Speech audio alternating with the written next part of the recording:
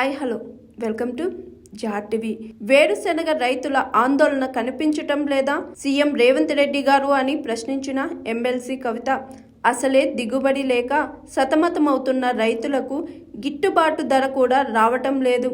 ఒక పక్క వ్యాపారుల మోసం, మరో పక్క ప్రభుత్వం సీత కన్ను వెయ్యటం వల్ల వేరుశెనగ రైతుల ఆందోళనతో మహబూబ్ నగర్ జిల్లా అట్టడుగుతుంది అని ఎమ్మెల్సీ కవిత అన్నారు. పోలీసుల బందోబస్తు నడుమ వేరుశెనగ కొనుగోలు జరపాల్సిన దుస్థితి రావడం దారుణం. రైతుల పాలిట రాబందువులుగా మారిన కాంగ్రెస్ ప్రభుత్వాన్ని రైతాంగం క్షమించబోదు. కాంగ్రెస్ పాలన రైతుల పాలిట శాపంగా మారిందని అన్నారు కవిత.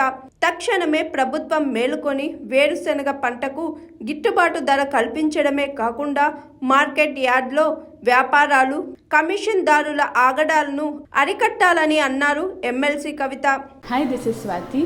లైక్ చేయండి, షేర్ చేయండి, కమెంట్ చేయండి అండ్ సబ్స్క్రైబ్ చేయండి GR TV. Hi, this is Monica. Please like, share and subscribe GR TV.